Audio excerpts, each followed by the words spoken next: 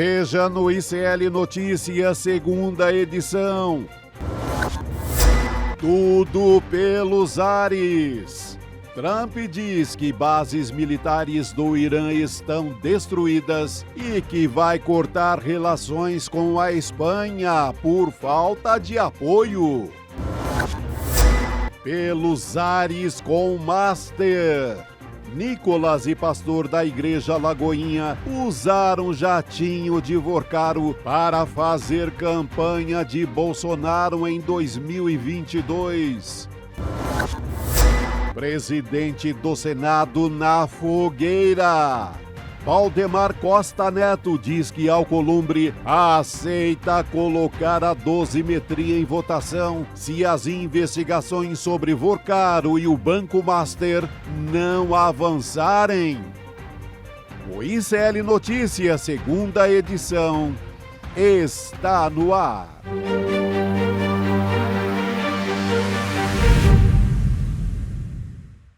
Olá, boa tarde. Seja muito bem-vindo, seja muito bem-vinda. O ICL Notícias, segunda edição, está começando. Estamos ao vivo em todos os nossos canais nesta terça-feira, dia 3 de março de 2026. Ao meu lado já tenho Chico Sá, numa tarde de Brasília, que já começa quentíssima. Chico, boa tarde para você. Boa tarde, Gabi. Boa tarde, audiência. Ontem era o mundo inteiro se acabando. Hoje é o mundo inteiro e mais Brasília. Voltamos... Brasília. No programa normalidade, né? Voltamos no programa de hoje a um pouco de Brasília, né? Um pouco dessa nossa realidade política que às vezes deprime, às vezes anima. É por aí. Já vou dar um resumo do que está acontecendo lá em Brasília, porque daqui a pouquinho o Heloísa Vilela chega para conversar com a gente. O presidente do Senado, Davi Alcolumbre, acabou de decidir manter a votação que autorizou a quebra de sigilos do Lulinha na CPMI do INSS. Segundo o Alcolumbre, explicação dele aqui que eu estou trazendo para vocês, não houve fraude e mesmo com um possível erro na contagem, a base governista não teve voto suficiente para derrubar esse requerimento. Por quê, segundo o Alcolumbre? Na primeira votação, a nominal, foram registrados 31 parlamentares no painel eletrônico, com 18 votos favoráveis e 12 contrários. Depois, na votação simbólica, os governistas alegaram que 14 integrantes se manifestaram contra. São aquelas imagens, pessoal, que a gente já mostrou aqui no N2, no ICL Notícias, que mostram os parlamentares em pé e que, considerando o número de presentes, naquele momento, o resultado deveria ter sido diferente. Então, o Alcolumbre apontou que, pelas regras, o quórum válido é o da sessão regularmente aberta, com 31 votantes registrados e que, por isso, os 14 votos não seriam suficientes. Vou trazer aqui o trecho da fala do Alcolumbre em que ele deixa claro o seu posicionamento. Vamos assistir. A ciência conclui que a suposta violação das normas regimentais e constitucionais pelo presidente da CPMI do INSS não se mostra evidente e inequívoca, razão pela qual, em respeito aos precedentes todos da Casa, não se faz necessário, no presente momento, uma intervenção da presidência da mesa do Congresso Nacional no procedimento adotado na reunião de 26 de fevereiro de 2026. Essa é a decisão. A gente tem as imagens, mais uma vez, para relembrar dos parlamentares que estavam em pé e que foi o registro que a gente já trouxe aqui no ICL Notícias, e justamente a base governista alegando uma fraude, contabilizando esses votos contra dos parlamentares que estavam em pé, contra a abertura do requerimento que levou à quebra de sigilos do Lulinha. O quórum que o Davi Alcolumbre está justificando, que é o válido, é o de 31 votantes registrados. A gente vai diretamente para Brasília conversar com a Heloísa Vilela, que vai ajudar, ou tentar nos ajudar, né, Elo, a entender essa história, esse posicionamento do presidente do Senado. Boa tarde para você.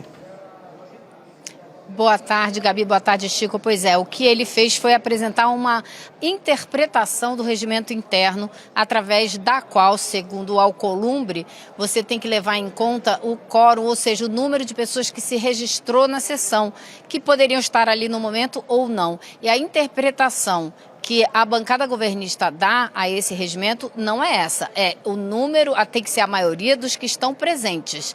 Então, você... são essas coisas, na interpretação de um regimento, você não pode dizer que está errado ou que está certo. Agora, você pode dizer que é tendencioso, que foi adotada essa decisão por algum motivo, não é? Então, tem várias maneiras de você também analisar essa decisão. E, pelo que eu já conversei aqui hoje com deputados da base governista, essa decisão, essa disputa não será levada adiante. Eles consideram que muito provavelmente não vale a pena levar para o STF a discussão a respeito da interpretação de um regimento interno do Congresso Nacional. E eu tendo a concordar que é bem difícil você discutir isso no STF. Agora, o Davi Alcolumbre, a gente sabe que é uma das forças aqui dentro desse Congresso que não tem muito interesse em levar adiante essa apuração de fato do Banco Master, ou seja, muita gente trabalhando nessa CPI do INSS para blindar muita gente que está envolvida com o Banco Master, que estava, sim, envolvido nas fraudes do INSS. Então, é por isso que a base governista está brigando contra esses requerimentos que foram aprovados, porque considera que não são pessoas diretamente envolvidas na fraude do INSS. Agora, se aprovou esses requerimentos, que aprove os outros também. Vamos levantar aí Nicolas Ferreira, Zetel, né? Pessoas da Igreja da Lagoinha, que tem muito envolvimento, já indícios de envolvimento nessa fraude toda. Eu vejo muito nessa interpretação do Alcolumbre o famoso negócios e oportunidades, que era o nome de uma seção dos classificados do Estadão, quando eram aqueles classificados de domingo que dava mais de 1 quilo. Negócios e oportunidades. Acho que ele viu aí uma brecha. Não interessa a ele, ao Davi Alcolumbre, zero apuração dos homens dele envolvidos com o caso Master, que não são poucos. O Davi Alcolumbre é um senador muito envolvido, ele é da intimidade do Vorcaro. Então eu acho que ele dá essa interpretação, coloca o Lulinha no rolo e começa a fazer negócios. A gente sabe, e não tem criança aqui, espero que não tenha também na audiência para não ouvir esse tipo de coisa, mas o Alcolumbre não está zelando pela coisa pública, ele está pensando em como chantagear um pouco o governo Lula e, com isso, conseguir avançar dentro do governo, que é a única coisa que ele faz. Ele tem ministério, ele tem funcionário em todas as repartições públicas do Brasil inteiro, de Brasília ao Amapá. Então, ele viu aí, acendeu uma luzinha dos negócios e das oportunidades. Mas ele aparentemente não conseguiu vender caro essa decisão de hoje, né? Porque ele deu uma decisão contrária aos interesses do governo, supostamente. Se tentou vender, pode ter acontecido também do governo ter dito, sabe o quê? Abre o sigilo de todo mundo que eu não quero nem saber, quem tiver que pagar, que pague. A gente não sabe, né? Mas a decisão dele mostra claramente que ele não conseguiu vender cara essa decisão, porque deu a vitória para a turma do Centrão e da extrema-direita. Eu acho que exatamente para livrar os dele, entendeu, Elo? Eu acho que aí ele consegue, aí ele está ganhando, começa a lucrar já de cara. E na semana passada, Chico, a tendência era contrário disso, que a gente está vendo agora, né? Até a base governista, a gente conversou com o próprio Paulo Pimenta, deputado do PT, que dizia que a tendência, as conversas, era de ter uma derrubada dessa votação. E aí, no fim das contas, agora pegou todo mundo de surpresa, né? Brasília muda a cada... Até a senadora Soraya Tronic, que é uma senadora conservadora, e disse, duvido, Alcolumbre é um democrata, exatamente. Duvido que ele não vai olhar para essa foto e não vai dar a decisão correta. Ele é democrata, mas ele gosta muito de ampliar o poder dele. Então, se ele contraria o governo nesse momento, algum grande interesse tem na jogada. E Brasília muda todo dia. A interpretação do próprio Paulo Pimenta, que veio aqui na semana passada, valia para aquela semana passada. Vai para segunda-feira, Brasília já vira e há outro entendimento. Já virou outro, isso. E mudou, hoje mudou muito, né? Hoje temos o Nicolas Ferreira completamente envolvido. A gente tinha cantado essa bola aqui, que a turma da Igreja da Lagoinha estava toda metida no escândalo do Banco Master. Mas a gente não tinha prova ainda, apareceu. A gente já tinha uma evidência muito forte, que era uma matéria do repórter Kleber Lourenço, aqui no portal do ICL, que mostrava como o Nicolas e o Vorcaro mantinham ali uma bom entrosamento de WhatsApp. Cada um tinha o contato do outro, guardava com muito carinho. Agora a gente vê que esse contato guardado com muito carinho serviu para muita coisa. Ô, Elo, antes até de te passar a bola, eu queria só contextualizar essa história que o Chico traz aqui, porque o que aconteceu, né? O Nicolas Ferreira, ele usou um jatinho do dono do Banco Master, o Daniel Vorcaro, para fazer campanha para o Bolsonaro, então presidente, em pelo menos 9 estados e no Distrito Federal ao longo de 10 dias no segundo turno de 2022. Matéria completa está no nosso site, mas eu já explico aqui também que essa aeronave ela foi usada nos deslocamentos da caravana Juventude pelo Brasil, que é liderada pelo Nicolas e pelo pastor, né, Chico, o Guilherme Batista, ligado à Igreja Alagoinha, com o objetivo de buscar votos nessas regiões onde o presidente Lula foi mais votado nessa primeira rodada, no primeiro turno, e tentar reverter o resultado, informações, apuração, que veio primeiro da coluna da Malu Gaspar no Globo, e nas redes sociais o Nicolas aparece numa foto, que a gente pode mostrar aqui, na frente do jatinho, olha aí a foto. Ele está ao lado do pastor, da esposa dele, a Mariel, e também de uma influenciadora cristã, a Jay Reis. Descobri hoje a existência dessa influenciadora que publicou o registro celebrando essa caravana. E aí o que diz o Nicolas em nota, Elô, para te passar? Na época, não tinha conhecimento sobre quem era o proprietário do avião, que a presença dele no voo se deu exclusivamente em razão do convite para a agenda de campanha, sem qualquer vínculo pessoal, comercial ou institucional com o dono da aeronave, que posteriormente ele soube que era o Daniel Vorcaro, Elô.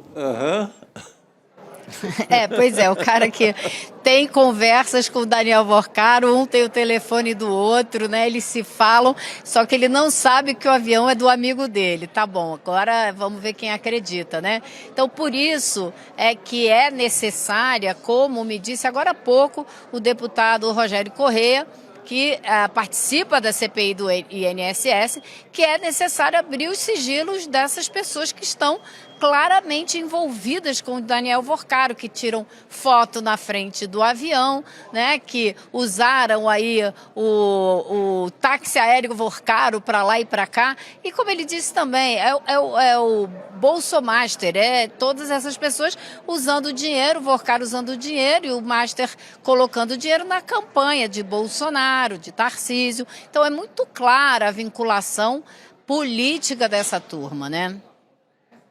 Não tem saída. Você pega o próprio Vorcaro era muito ligado à Igreja da Lagoinha, o Fabiano Zettel, que é cunhado dele e que faz todos os negócios possíveis em nome dele, em nome do Master, casado com a irmã do Vorcaro, também pastor da Lagoinha, amigo do Nicolas Ferreira, assim, mais amigo ainda do Guilherme Batista, do pastor que está nesse voo. Amigo da influenciadora. Assim, é uma mesma turma, gente. Ele não deu uma voltinha. Vou experimentar se o banco do seu jatinho é macio. Vou dar uma voltinha. Ele andou por 9 estados, fazendo uma baita campanha, no esforço, na reta final da campanha, para virar o jogo sobre o Lula. O Lula estava em pequena vantagem. Essa é uma das operações de última hora ali para resolver, para ver se o Bolsonaro viraria a eleição. vamos apostar na influência do Nicolas Ferreira. Pelo visto, não deu certo. Mas são 9 dias no avião. Ele estava tão à vontade que estava de sandália havaiana. É quase assim, estou em casa, esse jatinho é nosso. Tô em casa. Não tem o que dizer, é batom na cueca. Gente. Ô, Chico, até o Rogério Correia, deputado, ele abriu uma nova frente na CPMI do INSS, apresentou requerimento pedindo justamente a convocação do Nicolas e do pastor Guilherme Batista, da Igreja de Lagoinha, além da quebra de sigilo bancário, telefônico, telemático, dos dois. Então, o elo político precisa ser investigado, é o que diz o deputado, e pode ser, vamos ver se vai encaminhar essa história, né? E tem outra coisa, tem um crime eleitoral aí, porque, ao que tudo indica, quem apurou até agora não viu essa doação legalizada na campanha. Não tem a doação do avião do banqueiro, do Banco Liquidado Master, na prestação de contas do Bolsonaro.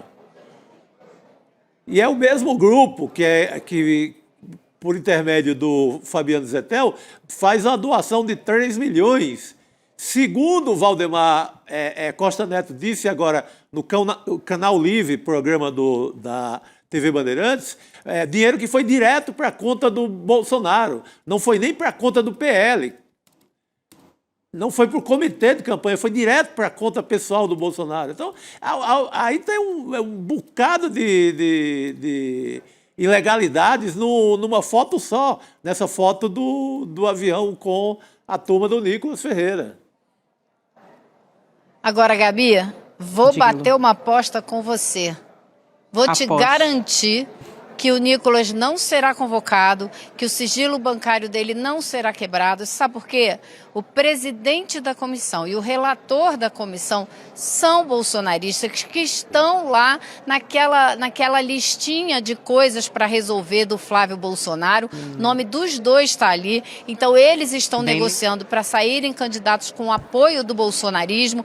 Então, não vai sair de onde nada se espera, que não vai sair nada mesmo. Então, pode ficar sentadinha, porque eles deram esse golpe para quebrar alguns sigilos bancários que interessam a eles, para tentar fazer narrativas até o fim da campanha eleitoral para dificultar a eleição do presidente Lula, mas não vão botar ninguém da turma deles, nem não vão apresentar esses requerimentos de forma alguma. Então, eu acho que isso já é uma luta perdida naquela comissão. Você está certíssimo, Elô. Também não acredito que vá sair nada, mas nada mesmo. Aliás, Não tem esperança nenhuma, claro que não.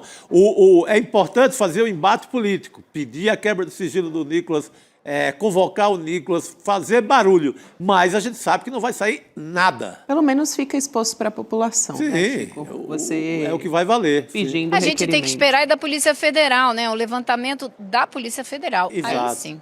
É Aí isso. pode sair alguma coisa. Boa, Elô. E também, até, já que a gente está falando de CPI, né, tem a questão da CPI do Banco Master, que ainda não saiu do papel.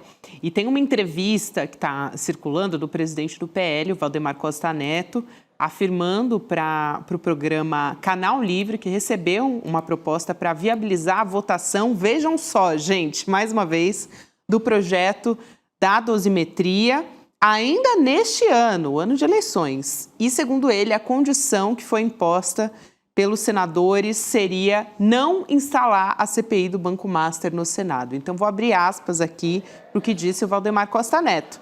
Eu tive uma proposta essa semana, eu falei com o Rogério Marinho. Eles querem votar dosimetria, desde que não faça a CPI do Banco Master no Senado. E aí, prestem atenção nessa história, porque ele foi questionado se o Davi Alcolumbre estaria entre os que resistem a essa CPI. Aí o Valdemar respondeu, Alcolumbre é um deles. E aí ele foi perguntado se o presidente do Senado não quer a comissão e ele completou. Lógico que não. A CPI do Banco Master, só reforçando, não foi instalada ainda no Senado e nos bastidores dessa comissão, lógico, ela é considerada muito delicada, né, Chico? Porque atinge os interesses políticos, Não me interessa, financeiros. não vamos falar disso agora, por né? aí vai. Então, essa fala do Valdemar Costa Neto deixa isso ainda mais escancarado. A assessoria do Davi Alcolumbre não quis comentar, disse que não vai comentar essas declarações do do Valdemar Costa Neto, Elu.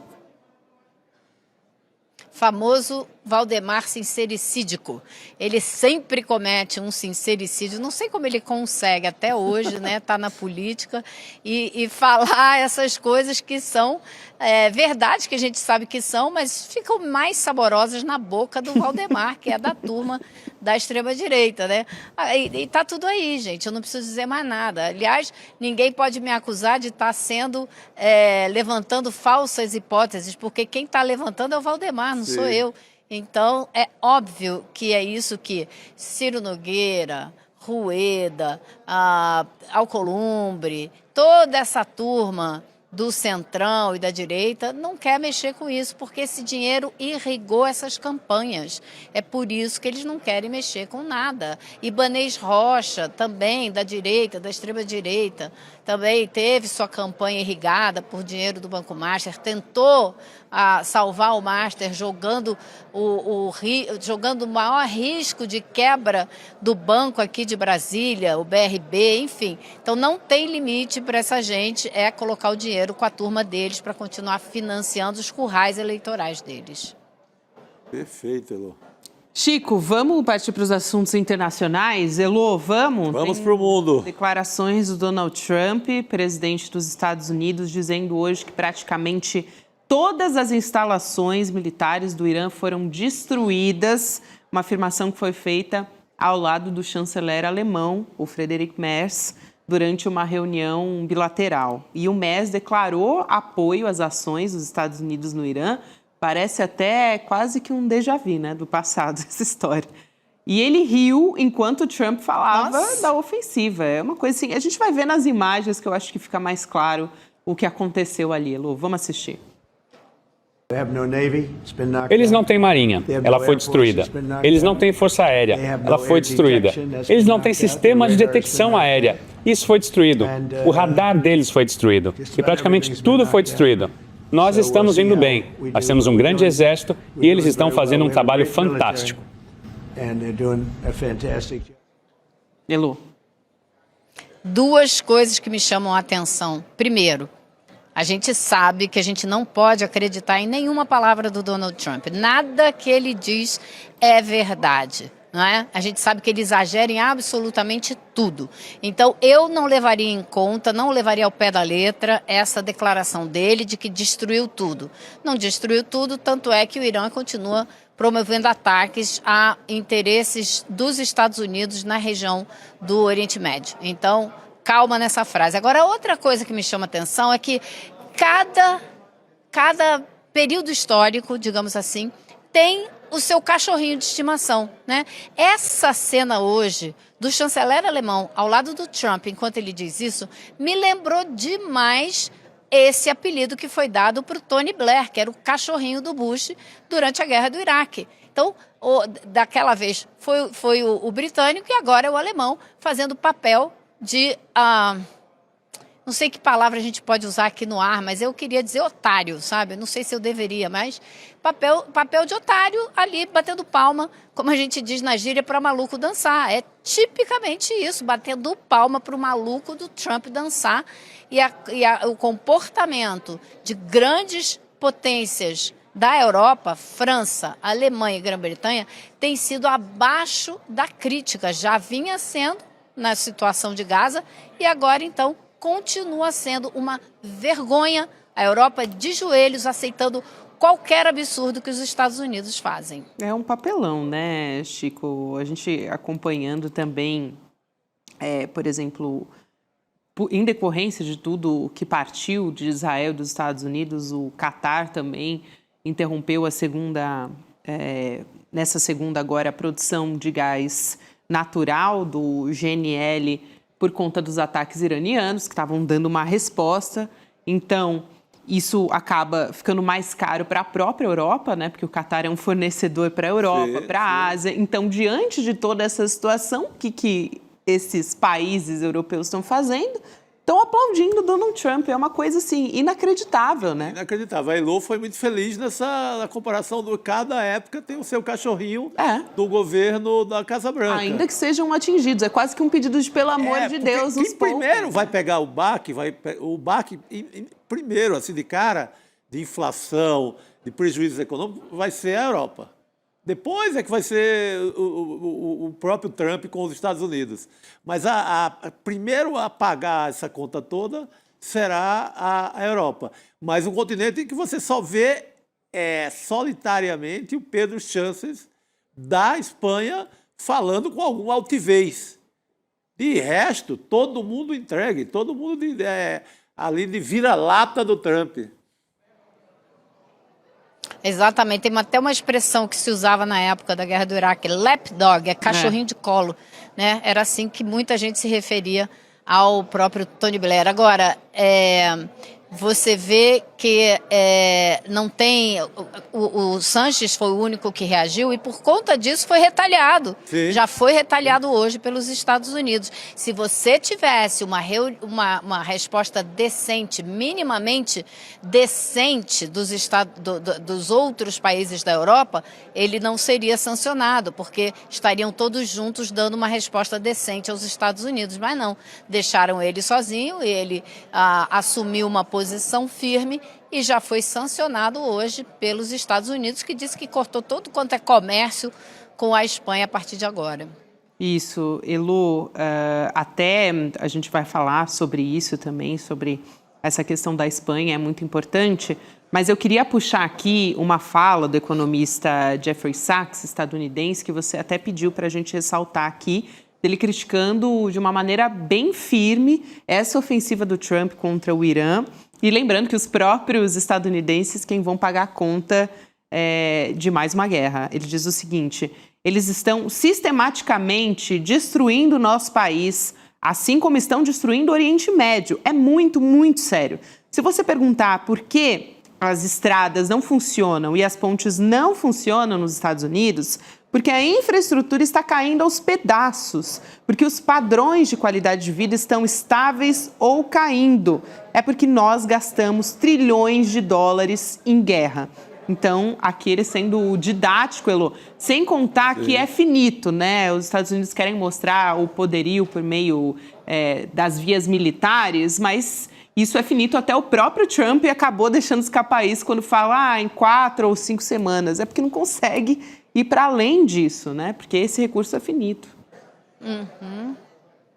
Porque você tem que fabricar mais armas numa velocidade que é impossível, né? E você perde cada avião desses caças que caíram lá, 3 deles, cada um é um volume de dinheiro absurdo. O funcionamento dos porta-aviões é um custo absurdo por dia. Então, eu acho que o Jeffrey Sachs foi muito claro, muito objetivo, e é algo que eu já ouvia nas ruas de Nova York quando da guerra do Afeganistão, que não acabava nunca, a população numa situação econômica difícil, dizendo, enquanto isso a gente gasta um monte de dinheiro lá fora com guerra e a população aqui está sofrendo. E é esse o sentimento que o Jeffrey Sachs pegou assim, muito bem, detectou muito bem e cala muito alto junto à população. A pesquisa que saiu lá nos Estados Unidos ontem mostra que 60% dos americanos são contra essa guerra, apenas 25% aprovam essa atitude do Donald Trump. O Trump disse o quê? Não estou nem aí para pesquisa. E pior, depois complementou. Na hora que fizerem uma pesquisa de verdade, vai mostrar que não é nada disso. Como eu disse, não se pode confiar em nada que ele diz, porque ele mente constantemente. Primeiro, antes de qualquer coisa, ele desmente toda a história, toda a proposta de governo, baseada em uma política voltada para quem mora lá, quem está lá, quem é dos Estados Unidos da América, com todo aquele orgulho que ele canta todo dia. Seria um governo voltado para isso. Não está sendo, né? A primeira grande traição, o que faz com que a turma do próprio MAGA esteja dividida. O que faz com que ele não possa cumprir o que ele prometeu. Vai chegar em novembro... E quanto mais o tempo passa, mais críticas ele vai... Exatamente. Não, e vai bater a porta um novo prejuízo que não estava contabilizado, que vai ser inflação de combustíveis, por exemplo.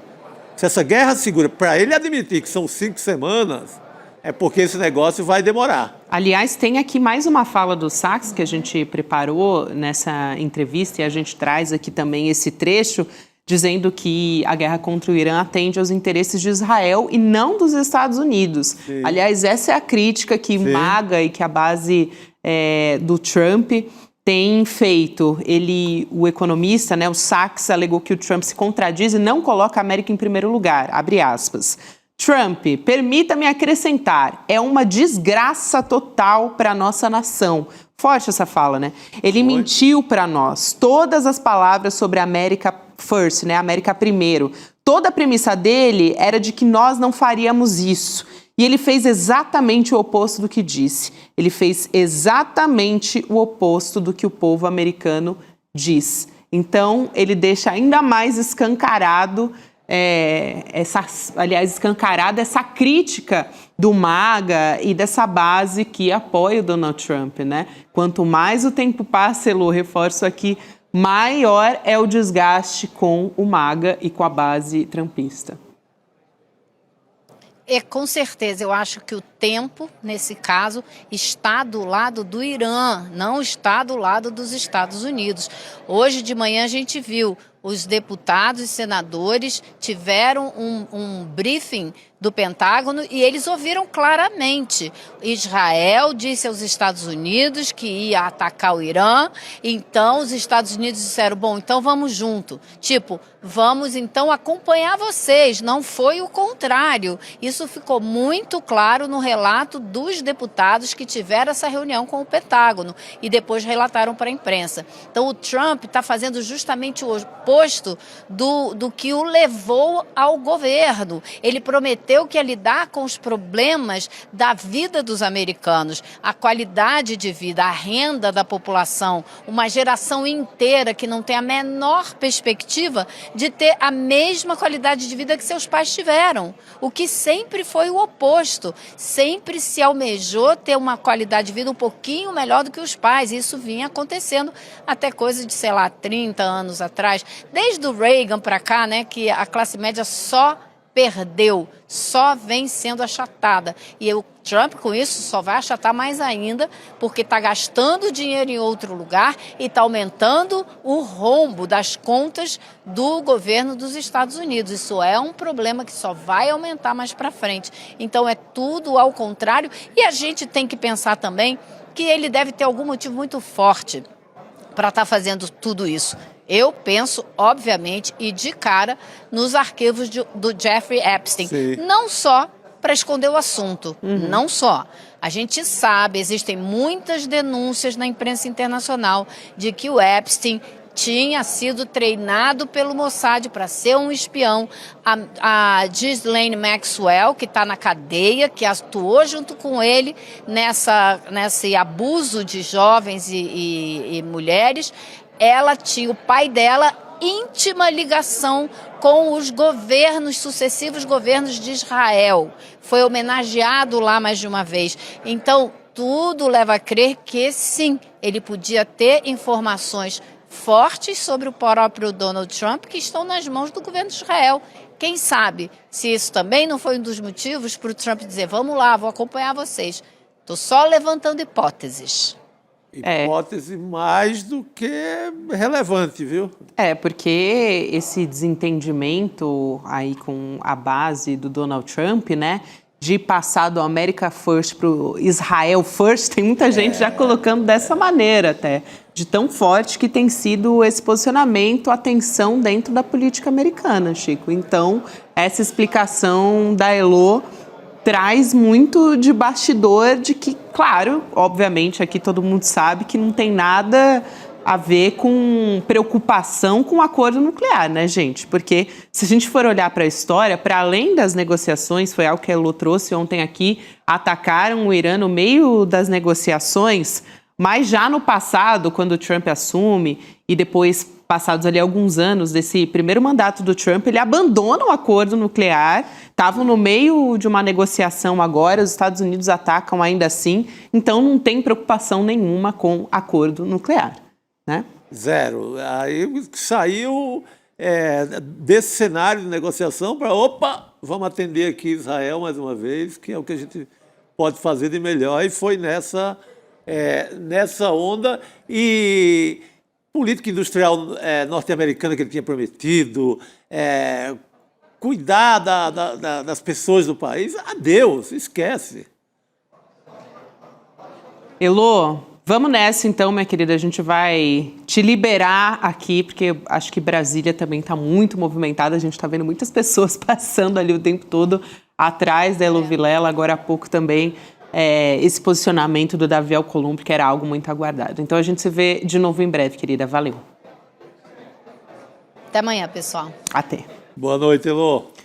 Rodrigo Viana está se acomodando para chegar aqui. Chico, você ia comentar. Chegando. Não, eu ia falar que Brasília está em março, mas tem só um mês para ter esse movimento todo, porque abril, quem tiver de sair candidato sai, adeus Brasília. Todo mundo corre nos seus estados, tentando se reeleger, fazer ali aqueles acordos finais e vamos embora. Aliás, já a gente vai falar sobre isso com o Lula Costa Pinto, que vem aqui hoje. Rodrigo Viana já está na nossa mesa redonda. Boa tarde, Rodrigo. Boa tarde, Gabi. Chegar em abril, já é deputado ligando para Vorcaro, pedindo jatinho emprestado, o Nicolas querendo viajar no jatinho do Vorcaro, é o que vai ter para fazer a partir de abril, né? É daí para baixo. Daí para baixo, né? É daí para baixo.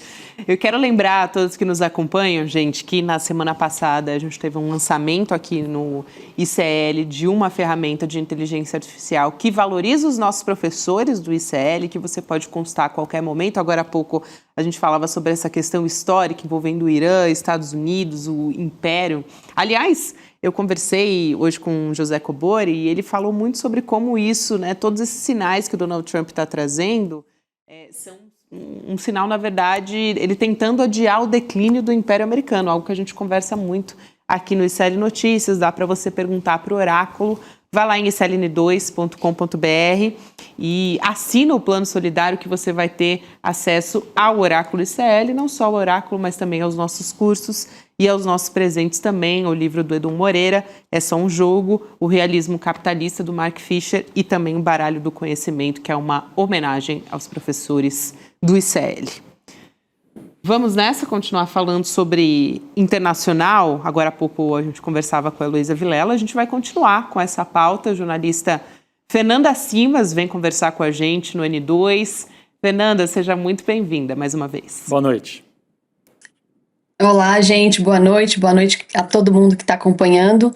É um prazer estar aqui com vocês outra vez. Prazer te receber também, querida. Agora há pouco falávamos sobre essa decisão do Donald Trump a respeito do governo espanhol, né, que na verdade é uma crítica à decisão do governo espanhol de não oferecer bases para os Estados Unidos durante a guerra, durante esse conflito. O presidente lembrou que a Espanha foi o único país da OTAN a não concordar em elevar os gastos militares para o equivalente a 5% do PIB. Então, o Trump disse que vai cortar todas as relações comerciais com a Espanha. A gente tem um trecho dessa fala do Trump. Vamos assistir. A Espanha realmente disse que não podemos usar a base deles. E está tudo bem. Nós poderíamos usar a base deles se quiséssemos. Nós poderíamos simplesmente voar e usá-la. Ninguém vai nos dizer para não usá-la. Mas nós não precisamos. Eles não foram amigáveis. A Espanha não tem absolutamente nada que a gente precise, a não ser grandes pessoas. Eles têm grandes pessoas, mas não têm uma grande liderança. E como vocês sabem, eles foram o único país na OTAN que não concordou em subir para 5%. Não sei se eles queriam concordar em elevar qualquer coisa. Eles queriam manter em 2% e eles não pagam os 2%. Então nós vamos cortar todo o comércio com a Espanha. Não queremos nada com a Espanha. E além disso, o Trump disse que os Estados Unidos vão escoltar os petroleiros no Estreito de Hormuz se o tráfico de navios for realmente ameaçado. Mas ontem a gente trouxe aqui uma informação de um posicionamento do Irã dizendo que não vai permitir, que até eventualmente colocaria fogo nesses navios que tentassem ultrapassar o estreito que está fechado. Não, eu queria ouvir certamente a Fernanda, estava só procurando aqui o posicionamento do governo espanhol, né? Porque é importante, a gente ouve o Trump, teríamos que ouvir também o primeiro-ministro Sánchez, Pedro Sánchez, que é do PSOE, um partido de centro-esquerda, o Partido Socialista Operário Espanhol, se manifestou assim, não é por birra que ele não quer emprestar as bases ali, é porque ele diz que para isso acontecer teria que haver uma justificativa, né, que envolvesse todos os membros aí da OTAN, e teria que ser uma guerra legal, aprovada legalmente. E aqui é uma guerra decidida unilateralmente em Washington, sem nem o Congresso dos Estados Unidos, por um único homem. 2, né? O Trump e o Netanyahu. Então essa é a posição do governo espanhol, né? Trata-se de uma guerra feita ao arrepio da lei internacional e a Espanha não está de acordo. Mas gostaria de ouvir a Fernanda sobre isso também, né? Gente, realmente eu acho que é esse princípio que a gente não pode perder de vista. Essa guerra foi uma guerra de oportunidade. É uma guerra que o Trump quis fazer neste momento. Ela não tem nenhuma legalidade no direito internacional e é isso que o Pedro Sánchez fala a todo momento. Ele vem dando pronunciamentos há alguns dias, se colocando justamente na posição de eu posso criticar o governo iraniano e os absurdos que são cometidos no Irã, mas eu também posso criticar o que está sendo feito. Uma guerra ilegal atacando um país soberano. É isso que os Estados Unidos e Israel estão fazendo. E a fala do Trump, quando a gente escuta ele falando sobre a Espanha, mostra muito a fala de um menino mimado, né? E eu acho que eu li uma análise hoje, uma opinião, na verdade, do Ezra Klein, do New York Times, que diz muito sobre essa fala do Trump e esse momento que a gente está vivendo. Ele fala que essa guerra é muito mais do que uma guerra para se depor um regime. É uma guerra para se demonstrar força, para o Donald Trump deixar claro que quem não fizer o que ele quer, como ele quer, pode ser atacado, pode ser deposto a qualquer momento. Mas a gente está falando de uma guerra ilegal. E a posição da Espanha, diplomaticamente, está perfeita. Ela não é obrigada a permitir que os Estados Unidos utilizem as bases dela. Inclusive, essa guerra não teve aprovação do Congresso, não teve nem a consulta do Congresso americano, não teve uma procura pela ONU, não teve uma procura pela OTAN. Os Estados Unidos agiram por conta própria ao lado de Israel, compraram a briga de Israel com relação ao Irã e tomaram essa decisão de forma unilateral. Então, realmente, a gente começa a ver os impactos quando a gente vê a reação do Irã com relação ao Estreito de Hormuz e como isso pode crescer e impactar o mundo inteiro. Eu até peguei aqui a declaração, Fernanda, só para dizer que eu ia trazer mesmo. Que o Sánchez reagiu, né? Ele disse, bom, ele já tinha dito no sábado, rechaçamos a ação militar unilateral, né, isso que você estava falando, dos Estados Unidos e de Israel, que supõe uma escalada e contribui a uma ordem internacional incerta e hostil.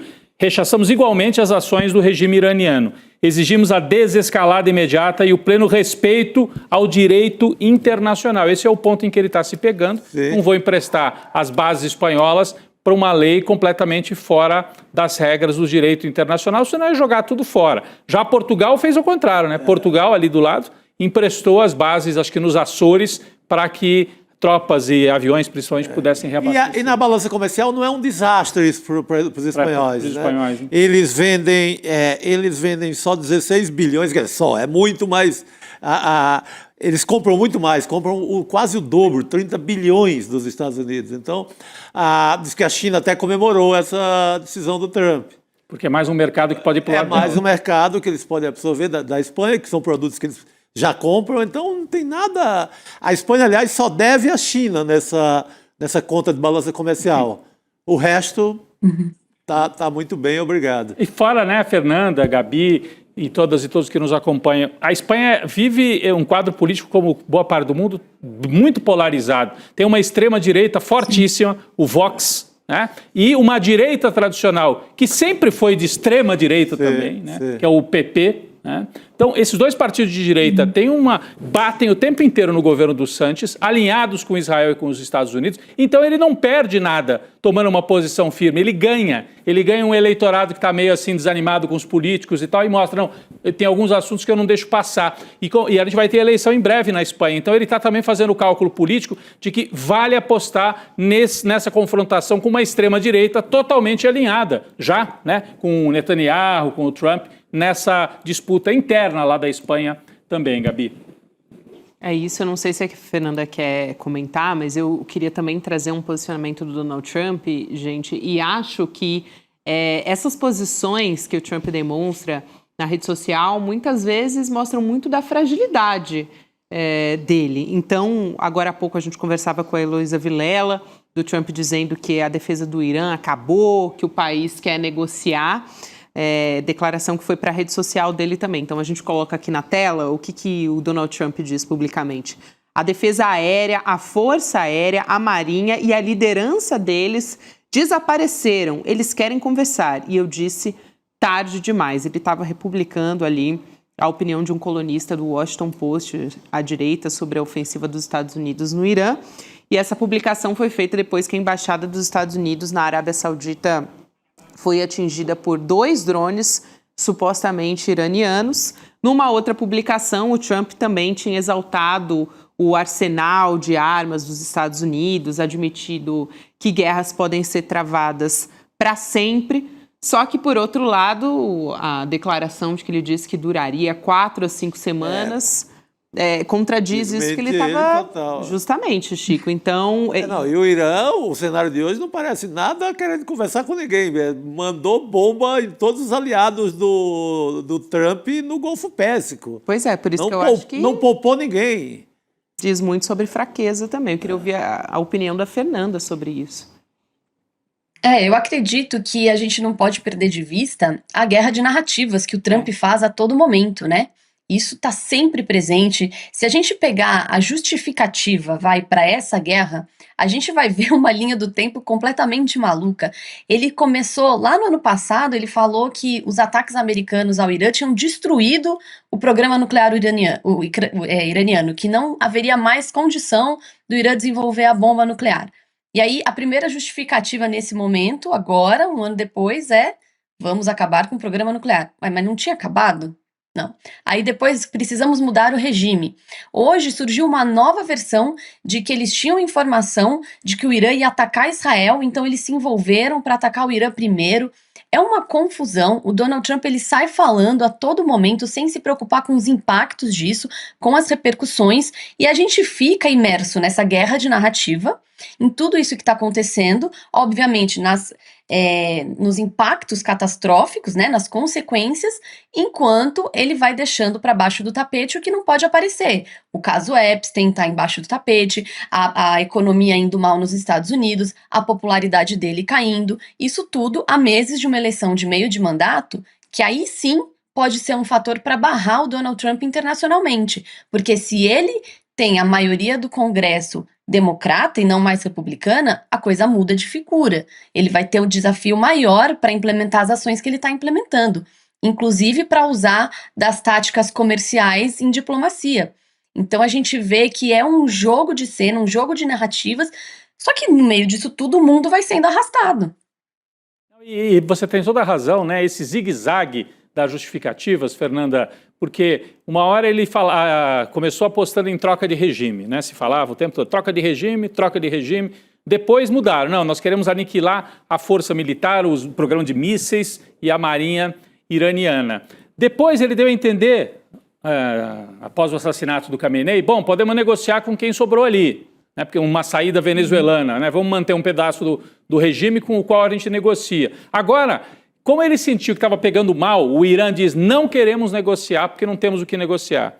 Aí agora o Trump tenta inverter e fala, não, o Irã está tentando negociar e agora sou eu que não quero. Então, é um zigue-zague de alguém que parece que entrou numa guerra desse tamanho, com muita força, sem dúvida, com uma força gigantesca, mas sem uma estratégia tão clara de por onde caminhar, por onde entrar e por onde sair, Chico. É a impressão que dá. É muito confiante. Ele confiou muito também nessas manifestações que aconteceram em Teherã recentemente, e achava que significava uma fragilidade. Bastava chegar, estava resolvido.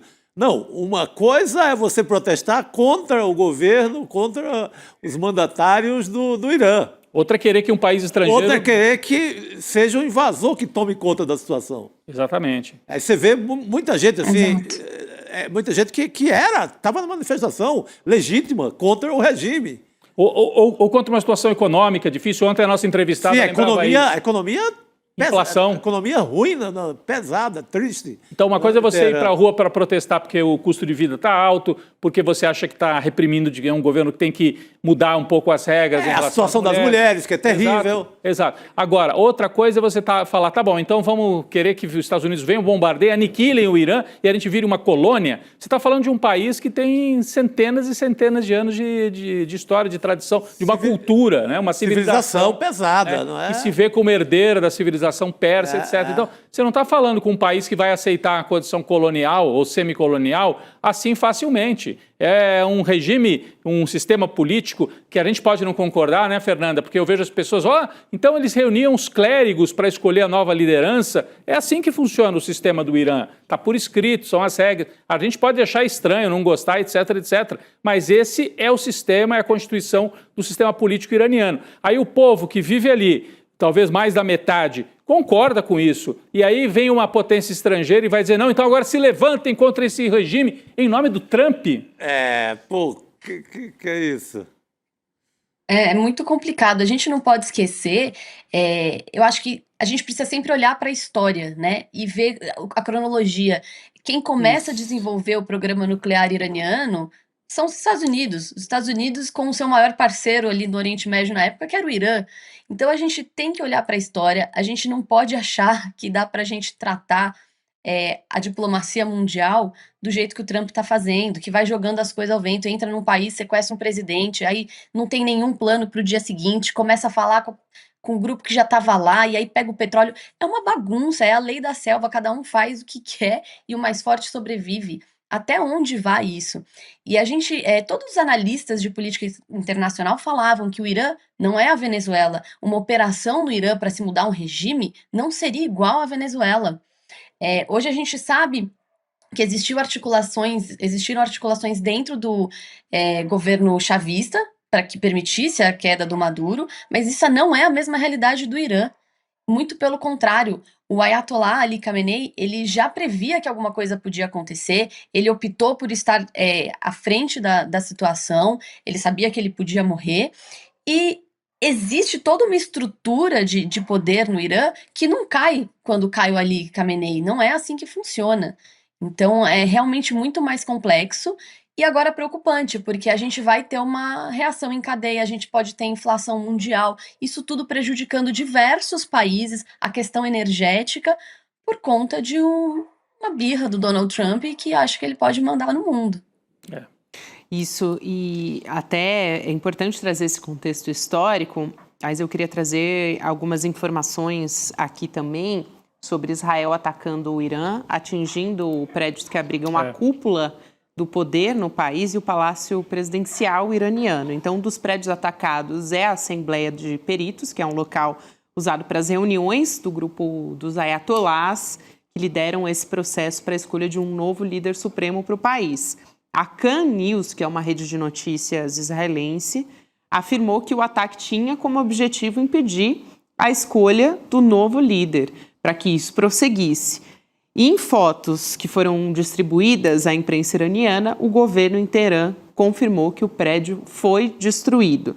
Só que o local estava vazio, segundo essas alegações, né? O jornal The Jerusalem Post garante que os líderes religiosos estavam ali, estavam nesse local, mas não detalhou se eles foram ou não atingidos, Fernanda. Então, você estava falando sobre a guerra de narrativas, mas há também muita dificuldade de confirmação dessas informações, né, sobre o que realmente aconteceu. Ontem a gente falava sobre isso aqui também. Num primeiro momento, falaram sobre atingir até o Netanyahu, e aí onde estão as imagens, né? O escritório, atingiu o escritório, mas não atingiu o Netanyahu. É muito difícil, é um momento de muita tensão também dessas idas e vindas dessas informações, né?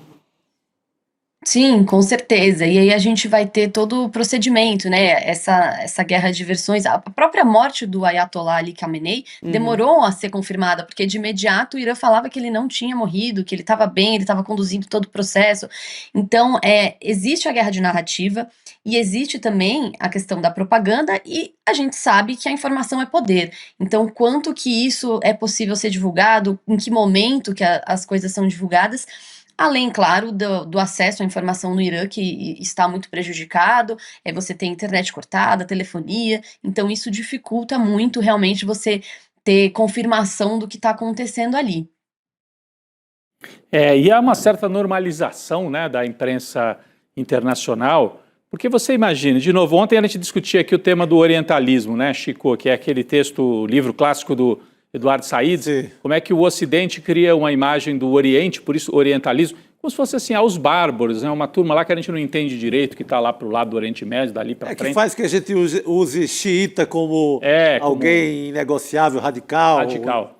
Então, uma certa normalização. Bombardearam o prédio lá onde se reuniu esses ayatolás. Gente, é a liderança de um país. Repito, você pode não gostar que um país seja liderado por um grupo de religiosos, mas é assim que funciona o Irã.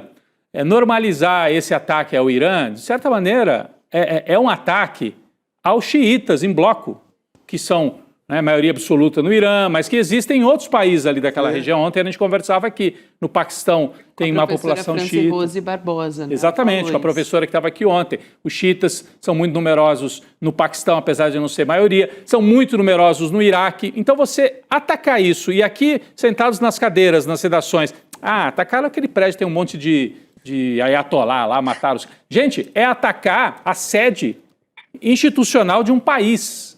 É que nem bombardear a Praça dos Três Poderes, não tem diferença. Sim. Ou bombardear a Casa Branca, o Capitólio, ou bombardear talvez o Vaticano, que também é uma sede de um poder ao mesmo tempo religioso, e as pessoas olharem e falar, bombardeou, será que eles estavam, será que eles não estavam? Como se fosse algo normal. É um ataque de eliminação e de extermínio de uma civilização. É isso que os Estados Unidos e Israel estão conduzindo. E a hora que eles fazem isso, eles acham que não vai haver uma reação? Gabi? E está até expandindo, né, Rodrigo? Essa história está falando dos ataques. As Forças Armadas de Israel expandiram os ataques contra o Líbano, enviaram tropas por terra, fizeram novos bombardeios. O porta-voz do exército israelense, que é o FDFRIM, afirmou que o objetivo da nova operação terrestre é criar uma zona tampão entre os países que serviria para minimizar esses riscos de ataques diretos, né? Que são essas zonas tampão? É uma zona neutra de transição que é estabelecida entre regiões ou entre países. São áreas protegidas para prevenir conflitos, garantir segurança. Funciona como uma barreira física. Se a gente pensar aqui na história, até a faixa de Gaza, em algum momento, teve essa função, né? Então, pode ser uma área que é controlada por força de paz, enfim, só para a gente ter uma ideia do que é isso. E as tropas do exército libanês recuaram de posições próximas à zona de operações israelenses para mostrar que não vão apoiar o Hezbollah e evitar um confronto com as forças de Israel. Então, essas são as informações que a gente só o detalhe, nesse caso não é uma zona tampão internacionalizada. É Israel invadindo um outro território, mais um, invadindo o Líbano e estabelecendo unilateralmente uma área em que ele diz, aqui, para garantir a segurança, estamos criando uma zona tampão. Uma zona tampão sob controle de Israel. É invasão do território libanês. Até nesse caso, né, Chico, Fernanda, Gabi, me parece com alguma anuência do governo libanês, porque o governo libanês percebe o caos em que está sendo lançado também. Já tem notícia de 30 mil refugiados se deslocando das suas cidades no sul do Líbano. O Hezbollah está implantado ali, é uma força militar importante, e a qual não responde para Beirute, não responde para o governo libanês, né? Então é uma situação dramática realmente vivida agora no sul do Líbano. É crise humanitária, como diz aí a nossa manchete, né? Parece que fica um pouco de mãos atadas. Então, só para complementar, passar para vocês, Fernanda, Chico também, o Rodrigo citou essa questão dos refugiados. A ONU fez um alerta sobre isso também, sobre um risco de crise humanitária de enormes proporções diante da guerra. A ONU disse que pelo menos 30 mil pessoas no Líbano abandonaram as suas casas por conta dos ataques entre Israel e Hezbollah. E a organização diz que pelo menos 11 mil sírios que viviam como refugiados no Líbano voltaram a ser obrigados a deixar suas casas, tiveram que retornar para a Síria. Então, isso está atingindo proporções imensas. Acho que a gente não tem ainda ideia do caos, né, de crise humanitária que isso pode chegar, Fernanda. A gente vê muita análise de que, por exemplo, economicamente, essa guerra já vem se desenhando como pior do que a guerra do Golfo, que ela pode ter impactos muito mais sérios. A gente discute muito a questão dos impactos na diplomacia, justamente no respeito ao direito internacional, mas a gente não pode perder de vista a questão humanitária. A gente está falando de sírios que vivem desde 2011 em constante guerra, e agora eles têm que, de novo, se deslocar. A gente está falando de uma escola de meninas que é bombardeada, seja por engano ou não, mas que é bombardeada, e hoje eu vi uma imagem das valas sendo abertas, que me lembrou muito, inclusive, a imagem que a gente tinha aqui no Brasil na época da Covid, aqueles milhares de valas sendo abertas. Então, assim, não dá para perder de vista, e eu sei que é muito difícil hoje em dia, né, porque com toda a tecnologia, as coisas acontecendo muito rápido, às vezes a gente só avalia a questão econômica, a questão diplomática, mas são pessoas que estão morrendo sem que haja nenhum tipo de preocupação com isso. A gente não pode deixar isso de lado. É preciso pensar, sim, que essas atitudes, como que vai ser o futuro, como essas pessoas vão crescer, como essas crianças vão crescer daqui para frente. Então, eu acho, sim, que é um cenário muito temerário, que a gente está numa situação complicadíssima, uma guerra entre Estados Unidos e Israel contra Irã, que está arrastando boa parte do Oriente Médio junto e que vai ter um impacto enorme nos próximos anos. Eu acho que você citava essa imagem, eu vi também, você citava essa imagem, acho que foi a mesma que eu vi, aliás, duas imagens, uma das covas abertas e um pouco antes também do velório, né, feito pelas famílias das meninas assassinadas naquela escola no sul do Irã, né, uma imagem terrível realmente, né, pesado demais, os corpos todos, como é da tradição muçulmana, né, envolvidos naquele pano branco, né, antes de serem sepultados. Então é uma imagem assim, 170 ou 180 crianças, né, Chico, mortos naquele bombardeio, e eu vejo muita gente nas redes aqui, inclusive, parece que é uma torcida organizada, não, Israel está indo lá para libertar as mulheres do Irã, e aí, para libertar as mulheres, mata as 170 meninas numa escola. E se Israel tem tanta capacidade tecnológica a ponto de bombardear a casa do Ayatollah Khamenei e bombardear esse centro lá onde se reuniam as lideranças religiosas, aí não vale a tecnologia na hora de saber se era uma escola ou se não era uma escola, né? E tem, né? Você vê que a gente discutia isso em Gaza, né? Sim. Exatamente. Desculpa, Chico, a gente discutiu por favor, isso. Por favor. A gente discutiu muito isso em Gaza. Não é possível a gente admitir uma situação dessa. Tanto que até nessa situação a primeira versão é de que, antes era um prédio que era usado pela liderança iraniana, aí a gente não sabia que virou uma escola. Agora já se fala, não, vamos investigar, que alguma coisa saiu errada. É muito difícil, né? A mesma coisa eles diziam naquele primeiro ataque ao hospital em Gaza, o primeiro hospital que foi bombardeado, porque embaixo do hospital ficava uma base do Hamas, né? Depois se descobriu que bombardearam mesmo o hospital, né? E bombardearam outros hospitais depois, e bombardearam a universidade, exterminaram a universidade em Gaza. Então é um projeto, de novo, é um projeto de extermínio civilizacional, promovido pelo governo israelense e pelo Donald Trump. Talvez para encobrir o escândalo Epstein, como levantou a Heloísa Vilela agora há pouco. Mas o que um pedófilo tem em relação à proteção às mulheres? O que esse pedófilo pensa em proteger as mulheres do Irã? Como é que as pessoas caem nisso? O regime comandado por um homem ligado à rede de pedofilia internacional quer proteger as mulheres e as crianças do Irã? Talvez não seja a causa melhor para ele, né? É melhor dizer que foi pelo petróleo, nós queremos o petróleo, o Irã é um polo de poder que a gente não admite que exista. Aí fica mais assim... correto, apesar de ser tudo errado, mas pelo menos fica mais claro o que eles estão fazendo, né? Agora, é impressionante, Gabi, o discurso, e eu vejo muita gente defendendo aqui, a turma que está numa torcida organizada por Israel, inclusive na mídia. Você assistir a Globo e a Globo News e ver aquele porta-voz de Israel aqui no Brasil, chamado André Lashti, tratado como um cientista político, como um especialista. Aliás, eu vi que no UOL também, na Globo News e na UOL. Ele não é tratado como um lobista de Israel, que é o que ele é. Um lobista do extermínio, que é o que ele é. Ele é tratado como um cientista político e um especialista.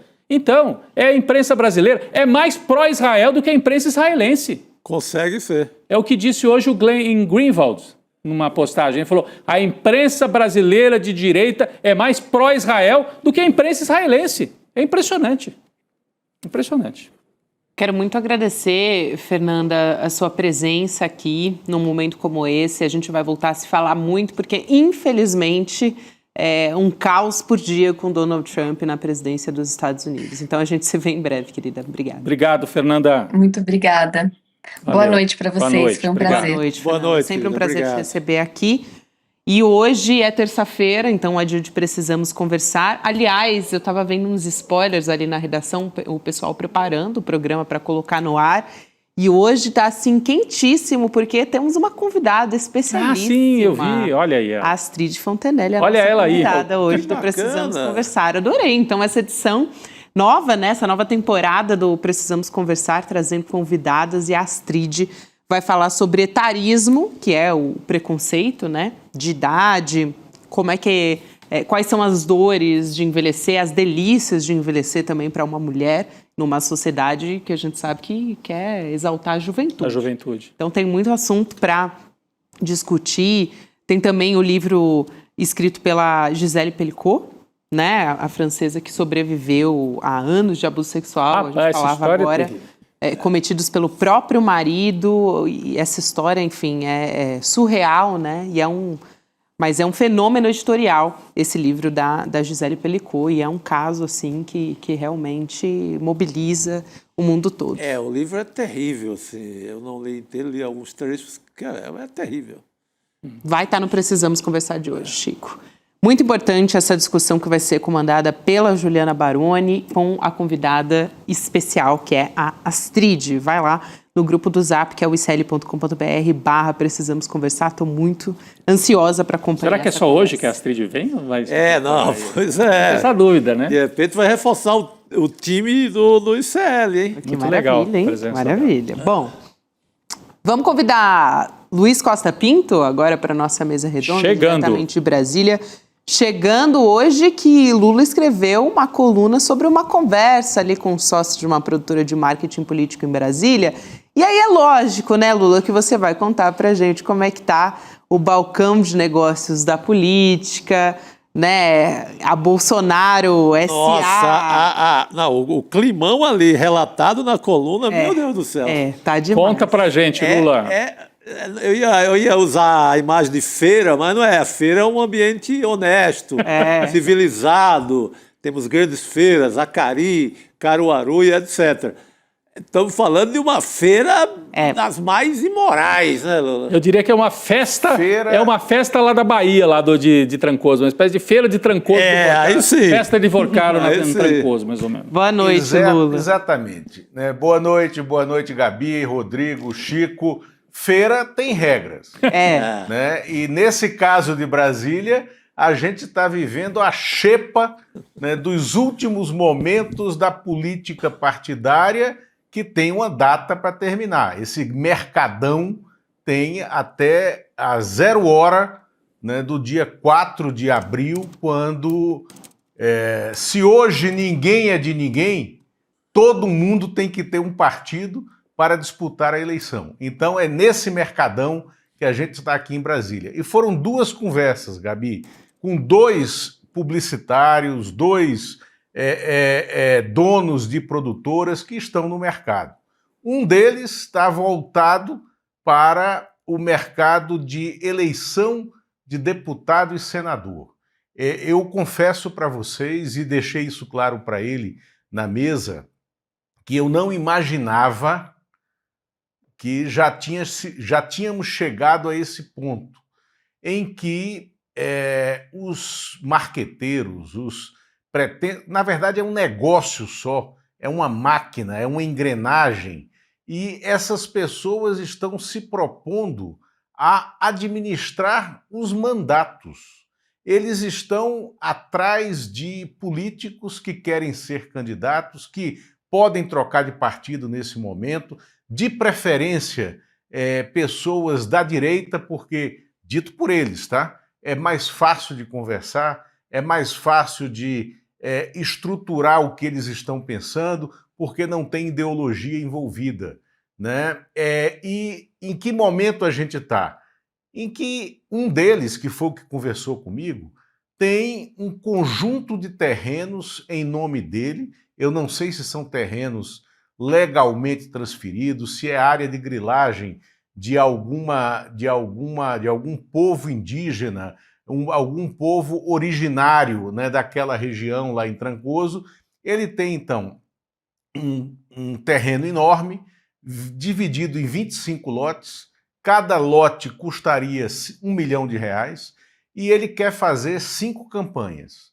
Ele se responsabiliza por tocar integralmente a campanha, vai buscar um empréstimo bancário para bancar aquela campanha, aí pega o dinheiro de fundo partidário e fundo de campanha e joga para dentro da campanha para lavar aquele dinheiro que vem de fora, e o personagem, uma vez eleito, ele tem que entregar a gestão do mandato a esse empresário do ramo de comunicação política, que vai ser o dono de todas as emendas, de todos os projetos que aquele personagem se submeteu. Esse é o mercado que está aberto em Brasília. Me surpreendeu profundamente a tranquilidade com que isso foi colocado à mesa para mim, e estamos, sim, enquanto tem as CPIs funcionando na Câmara e no Senado, as reuniões para fechar os grandes palanques da República nos grandes estados, essa conversa está rolando aqui também. E aonde ela toca o Bolsonaro? É que saindo, o Flávio Bolsonaro, no caso, saindo dessa conversa, eu fui ter uma outra. E essa outra era de um publicitário também que já está na ativa, que tem contas, tá, em órgãos públicos federais e estaduais, está operando no mercado e quer se tornar o grande estrategista, quer se tornar, é uma pretensão dele, o grande estrategista da candidatura do Flávio Bolsonaro. E quer levar o Flávio Bolsonaro para o mercado financeiro. E ele desenvolveu uma estratégia, para mim, eu não tinha ouvido falar nisso, né, em nenhum momento, é que ele terceiriza o pagamento da assessoria do Flávio Bolsonaro. Isso é uma pretensão dele, tá? Vamos deixar bem claro aqui que a conversa terminou quando eu perguntei para ele se o Valdemar sabia disso. Mas qual é o projeto desse camarada? Ele pega o Flávio Bolsonaro e diz, olha, você vai ser pago pelo mercado financeiro. A gente vai marcar 4 palestras suas por mês até junho em bancos e instituições da Faria Lima. Essas instituições vão pagar R$100 mil por uma palestra dessas, em que eles vão ouvi-lo falar, eles vão conhecer quem é você. Ou seja, é como se os fabricantes do poste, depois de terem fabricado o poste na sua olaria, né, eles agora vão ouvir o poste falar. Né? Então ele é submetido à Faria Lima, é colocado lá na Faria Lima para falar para os seus financiadores. Ô Lula, mas isso... Aí eu perguntei esse publicitário. Não, eu ia falar que isso deixa claro assim, que eles fizeram a aposta, ou queriam, né? Imaginavam que o Tarcísio seria esse candidato, né? O Tarcísio já estava mais bem equacionado com o mercado, já tinha feito vários encontros e tudo, tem mais o traquejo. Como o Tarcísio sai de cena e se recolhe para São Paulo, não sai de cena, mas nacionalmente se recolhe para a candidatura em São Paulo, como é que você faz agora para aproximar o Flávio, que é o candidato da direita do mercado também, né? Eles acreditam no Flávio Bolsonaro. Então, é esse espaço vazio, né? Um certo desencontro momentâneo, porque eles vão encontrar o jeito de trazer o Flávio para esse lugar que estava reservado ao Tarcísio, mas no qual o Flávio, o poste que eles fabricaram, tem que se encaixar. O Flávio tem se mostrado em alguns momentos habilidoso para algumas coisas, mas eu não sei do traquejo dele para falar de economia, por exemplo, se ele tem, ou se ele vai aprender, né? Alguém vai ter que treiná-lo a falar sobre economia, né? Ele queria o posto Ipiranga, né, Rodrigo, mas não conseguiu. O posto Ipiranga correu nesse momento, né? O Paulo Guedes não quis, né? Paulo Guedes não quis ser o posto Ipiranga, então ele vai ter que ir diretamente para o embate. Ele já tem... o próprio Lula já deu a Daniela, né? A Daniela, é verdade. A ex-caixa econômica, né? Exatamente, mas que não tem estofo para esse diálogo. Mas aí, aonde a conversa terminou com esse publicitário? Eu perguntei, vem cá, mas você já avisou o Valdemar? O Valdemar está na praia, aí há muito tempo, desde que ele colocou aquela modelo lá ao lado do Itamar Franco, no Sambódromo, a Lilian Ramos, no Carnaval de 93, o Valdemar levou a Lilian Ramos sem calcinha, colocou ela no camarote do presidente da República, que era uma estratégia de ele se aproximar do presidente que tinha acabado de assumir o mandato. E depois ele foi pegar a Lilian Ramos no Hotel Glória, no Rio de Janeiro, porque ela tinha tomado café da manhã com o presidente da República, nessa estratégia de aproximação. Eu perguntei para ele, eu disse, olha, o Valdemar, cara, ele dá nó em fumaça aqui em Brasília nesse negócio de lobby político. Ele vai ficar, desculpe a expressão, eu falei pro cara, ele vai ficar puto quando descobrir que vocês tiveram uma ideia que pode fazer algum sentido e que não passou por ele. Né? Então, aí ele disse, ele vai ficar com raiva de mim? Eu disse que ele vai ficar com raiva porque não foi ele que teve a ideia e que está executando a ideia. É isso. Aí a conversa terminou.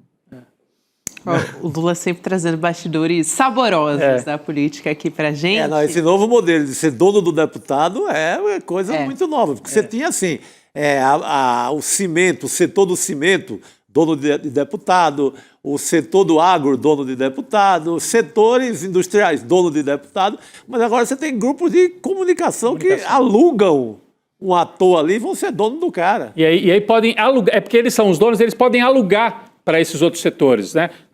Sim, eles vão vender o cara para depois. Porque daí o cara fica centralizado na comunicação e ele, agora nesse momento aqui, o setor do agro quer alugar a sua voz. Então tá aqui, custa tanto para alugar o meu deputado aqui. Tá aqui a tabela. É meio uberizado dentro desse dinheiro todo aí do grupo, né? Impressionante. Eu queria trazer... E como nada se cria e tudo se copia, Chico, eu lembrei muito nessa apuração da sua apuração com o Flávio Rocha, né, o dono da Riachuelo, vendendo o mandato dele, vendendo a campanha dele em 94, né? 94. Quando você, numa reportagem, você tirou o Flávio Rocha da campanha eleitoral. Mesma patifaria, mesmo universo. Ô Lula, eu quero comentar outros assuntos políticos que estão movimentando Brasília hoje, só para acrescentar uma informação. Agora há pouco a gente falou do Nicolas Ferreira, sobre a questão do jatinho, né, de ter usado o jatinho do Vorcaro para fazer campanha para o Bolsonaro em 2022. Ele disse, não sabia que era do Vorcaro, né, mais ou menos por aí. Aí teve um pedido de requerimento por parte do Rogério Correia, deputado. Agora a Sâmia Bonfim acionou o Supremo Tribunal Federal pedindo oitiva do Nicolas Ferreira por uso do jatinho ligado ao Daniel Vorcaro, né, do Daniel Vorcaro, durante as eleições de 2022, dizendo que mandato parlamentar não pode servir de escudo para eventuais práticas irregulares e cobrando a ampliação das investigações. A Elô Vilela até falou que aposta que esse assunto não vai seguir adiante na CPMI do INSS. Se seguir adiante é no Supremo, porque no Congresso... Mas o Supremo vai cair na mão do terrivelmente evangélico, também não anda. O ofício foi enviado para ele. Mas olha só, a Sâmia Bonfim está apontando aí, a Érica Hilton já tinha apontado também, a possibilidade de crime eleitoral, que ainda está vigente. Sim. Qual é? O jatinho foi usado para que o pessoal dessa igreja aí, ligada a eles, a Lagoinha, fizesse campanha pelo Bolsonaro no segundo turno de 2022, e isso não foi contabilizado na conta de campanha do PL. Sim. Aí tem crime eleitoral. E o crime eleitoral, nesse caso, ele não tem prazo de vencimento. Então, o Nicolas Ferreira pode ter botado o pé num caminhão, do que vocês sabem que pode ser. Ele está escorregando. Ele está afundando na lama da Lagoinha. Está afundando na lama da Lagoa, Exatamente. da Lagoinha. Exatamente. É isso. Então vamos ver quais vão ser os desdobramentos, mas também tem uma outra história, Lula, que a gente conversava agora há pouco, do presidente do Senado, Davi Alcolumbre, rejeitando aquele pedido para anular a quebra de sigilo bancário e fiscal do Lulinha pela CPMI do INSS, mas na verdade a base do presidente Lula, né, a base do governo dizia que era uma fraude por conta da contagem dos votos. A gente até mostrou aqui as imagens, né, dos 14 deputados, os parlamentares que estavam em pé, foram contabilizados 14, se posicionando contra a quebra de sigilo. Só que aí, o que no fim das contas o Davi Alcolumbre explicou, justificou para dizer que a votação estaria mantida e que o quórum válido era da sessão que foi regularmente aberta, com 31 votantes que foram registrados. A gente queria te ouvir sobre isso também, se houve uma mudança ali dos ventos em Brasília, né? Porque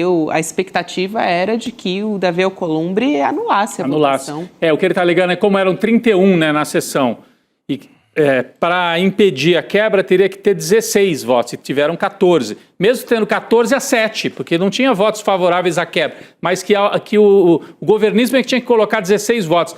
Ou seja, ele tem uma saída técnica que é bem questionável. Eu já vi vários parlamentares dizendo que numa votação simbólica você não precisaria fazer a contagem em relação ao total na abertura da sessão. Mas, Lula, você conhece muito melhor isso do que a gente aqui de São Paulo. Eu acho que o que a gente assistiu hoje foi uma decisão do Davi Alcolumbre, que é a sagração da esculhambação. Da esculhambação com o regimento comum das duas casas, Câmara e Senado, e do regimento do Senado. Por quê? Ele foi corajoso ao tomar essa decisão, porque ele fala nas entrelinhas do discurso dele que havia ilegalidade sim, e que ele não estava querendo era aprofundar, né, isso. Então ele ia ficar na superfície da análise da ilegalidade. Aí ele recorre a esse número, a esse quórum de 31. Esse quórum de 31, o que é ele? Ele é a apuração entre os parlamentares que se registraram para a sessão na soma da sessão presencial com o plenário virtual que estava aberto, porque era uma sessão que estava sendo computada de forma mista. Aí está a esculhambação. A criação das sessões mistas foi feita durante a pandemia para que o parlamento funcionasse de alguma maneira orgânica naquele momento de excepcionalidade. Passado isso, né, a contabilidade mista do painel foi mantida para que Arthur Lira e também Davi Alcolumbre mantivessem os seus poderes sobre um plenário que estava rapidamente se convertendo ao fisiologismo no período em que o Bolsonaro tinha terceirizado o governo para o Arthur Lira e o Ciro Nogueira e tinha entregue a chave de operação do governo para eles. Essas regras que permitiram essa leitura totalmente atípica do regimento pelo Davi Alcolumbre, elas tinham que ter caído. E a esculhambação está aí. Não havia 31 pessoas na sessão. Esse número 31, ele estava registrado lá na origem e era a soma de quem dizia que estava virtualmente na sessão e quem estava lá em pé. Então esse número é mentiroso, ele é falso. E foi ele que foi usado para confrontar os 14, e aí nem o Davi Alcolumbre diz que foi diferente, que haviam 14 deputados e senadores que estavam de pé e estavam se manifestando contra aquela quebra de sigilo. Então ele usou essa nuvem de esculhambação a favor daquilo que ele queria para prestar um serviço a essa base transtornada da extrema-direita. Agora, as regras de impedimento da quebra do sigilo, né, bancário que foi feito lá tem que ser analisada de forma equânime pelo Supremo Tribunal Federal quando houver o recurso, né, que deve haver, dos advogados do Fábio Luiz, né, para que ele diga que o objeto Fábio Luiz não tem nada a ver com o que a CPI está apurando, que são as fraudes do INSS. Aí a gente vai precisar recorrer a uma equanimidade e isonomia do Supremo. Ô, Lula, a gente tem pouquíssimo tempo aqui, mas não quero deixar de trazer essa pesquisa de intenção de voto que saiu hoje, já que a gente está falando de eleições agora há pouco, né? No primeiro turno, o presidente Lula lidera todos os cenários, mas no segundo turno ele aparece empatado tecnicamente com o senador Flávio Bolsonaro, do PL, e com o governador do Paraná, o Ratinho Júnior, do PSD. Estou falando aqui do levantamento que foi divulgado pelo Instituto Real Time Big Data. O Lula tem 42% das intenções de voto, Flávio 41%, contra o governador Ratinho Júnior, o Lula aparece com 43% das intenções e o Ratinho Júnior com 39%. Eu tenho que dar as informações, Rodrigo, completas, Chico e Lula também. 2.000 pessoas entrevistadas entre os dias 28 de fevereiro e 2 de março, margem de erro de 2 pontos percentuais para mais ou para menos, com intervalo de confiança de 95%. Não, queria ouvir logo o Lula. É a terceira pesquisa dessa semana, Chico. Todas elas, algumas a gente contesta um pouco a metodologia e tal, aquela da Atlas, mas todas mostrando mais ou menos a mesma tendência. E o Lula tem informação de bastidor também sobre isso, numa semana em que vão sair ainda Datafolha e o antigo Ibope, não é isso, Lula? Isso, vão sair mais duas. Eu tive acesso a alguns números que eu também não posso falar aqui, porque não são pesquisas registradas, ao tracking de 2 bancos, de 2 instituições financeiras, que mostram mais ou menos a mesma coisa. Ou seja, há um empate. O que realça nessa pesquisa Big Data é a rejeição do Lula e do Flávio Bolsonaro é exatamente igual, 47%, mas o que é que a gente está vendo nesse momento? O mercado financeiro fabricou o seu poste.